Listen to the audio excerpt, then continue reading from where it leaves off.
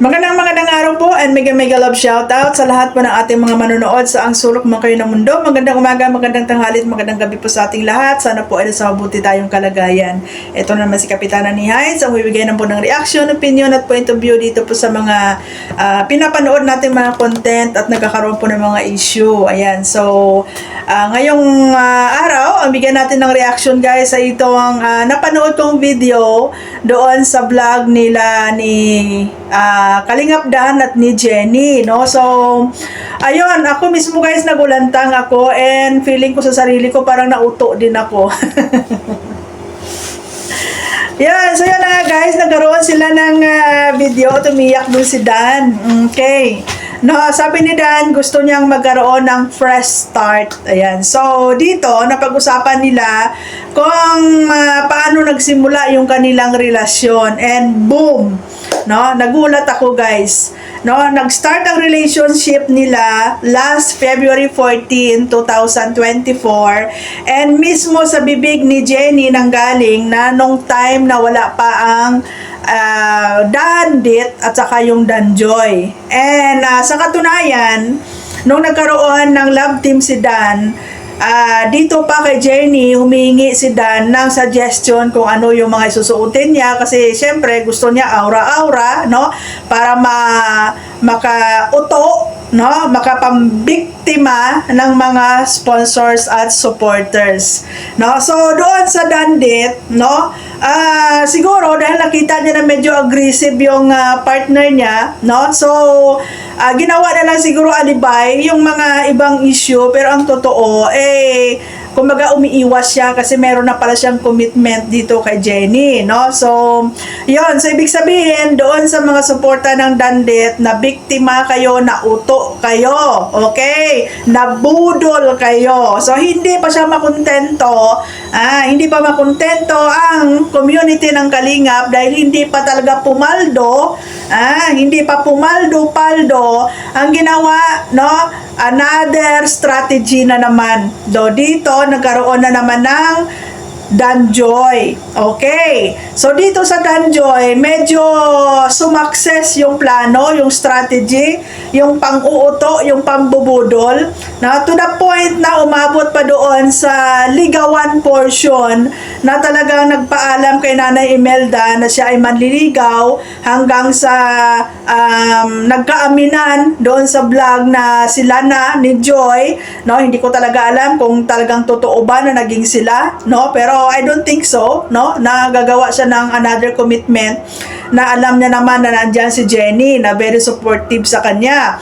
No, so ibig sabihin, hindi ko alam kung nauto si Joy at si Nanay Imelda or kakunayban si Joy at si Nanay Imelda dito sa panluloko sa mga supporters na talagang napapaniwala nila na talagang sila ay nagliligawan at sila ay magkarelasyon hanggang sa yung ibang mga supporters na bulag, no? At talagang parang na-hypnotize na talagang binigay todo nila yung kanilang pagmamahal dito. Na nakikita naman natin na talagang tumaba nang tumaba yung bolsa ng mga tao dyan sa loob ng Kalingap, lalo na ito si Kalingap Rab. Okay? At syempre, tumaba din yung pulsa ni Kalingap Dan dahil nga gumanda yung business niya, no? Aside sa may mga pabahay siya kasi bumabaha din ng sponsors galing dito sa Danjoy.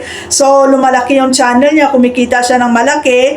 But then, ganun pa rin yung nangyayari. Mas sila yung natutulungan ng beneficiary. No? And sabihin natin si Joy, yes, gumanda din yung buhay niya. Pero okay lang yun kasi beneficiary yan Ang intention talaga dyan is para tulungan siya at baguhin yung buhay niya. So, no, deserve ni Joy yun. At the same time, ginagamit din naman siya, pinagkikitaan siya ng buong community, ginagatasan siya. No, so deserve niya kung ano man yung ma-benefits sa dyan sa loob ng Kalingap. No, pero dito, halatado talaga na pinagkikitaan, no, pinagloloko, binudol, inuto talaga nila ang mga supporters. Kakunaybans dito ang pamilya Matubang, Kasi imposible na bago pa magkaroon ng Dandit at saka Danjoy, ay magkarelasyon na pala itong dalawa. Imposible na hindi ito alam ng buong pamilya Matubang. So dito pa lang, strike na talaga kayo. So dito pa lang, no?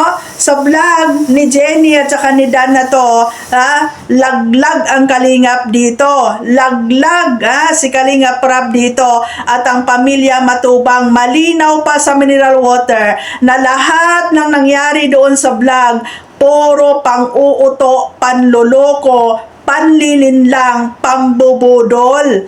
Okay? So ngayon, nagsilabasan kayo ng malaking kaperahan ninyo, expecting na talagang magkakaroon ng happy ending itong love team, especially ang Danjoy. No? Anong nangyari? Ang daming umiyak, ang daming nasaktan, si Nanay Melda may paiyak-iyak din. Tapos ang ending, planado pala lahat, scripted. Kasi bago pa mangyari yon, magkarelasyon na. Malinaw na malinaw galing sa bunganga ni Kalingap Dan nung tinanong ni Jenny kailan tayo nagsimulang magkaroon ng relasyon. Malinaw February 14, 2024, and galing mismo sa bibig ni Jenny, yan yung time na wala pang ka-love team si Dan, wala pang Dandit, wala pang Danjoy. Ang sakit. No, dito pa lang, no? Tested and proven na manluloko manluloko ang Kalingap pagdating dito sa love team. Kaya dyan sa mga nagsumusuporta pa sa love team, ewan ko na lang sa inyo, maging matalino kayo, no? Kasi eto na ang pag-aamin. Ito na yung pag-aamin. So, do you think na yung mga nangyayari ngayon sa love team na yan, totoo yan? Sino mag-aakala nga sa love team ng Beyonce na walang problema, tahimik, no? Na akala ng lahat, magkakatuluyan. Ano sabi ni Supermac? Hindi man niya napatol si Edu sa bata. Boom! Ang sakit! So, ibig sabihin, yung pag-love team ng Beyonce, planado din na gamitin si Beyonce, pagkikitaan, gagatasan ng buong community.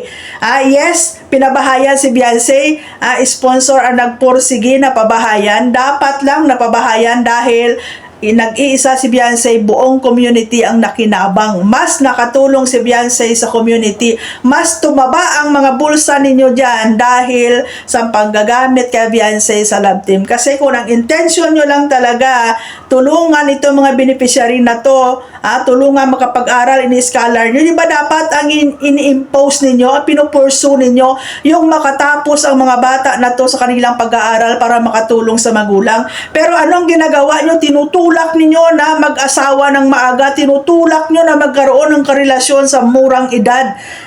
Bakit? Dahil inuuto nyo yung mga supporters ninyo, binubudol ninyo yung mga supporters ninyo para tumaba yung mga bulsa ninyo, mga manloloko kayo. Kaya, this is a wake-up call and awareness dyan sa mga sumusuporta sa mga love team.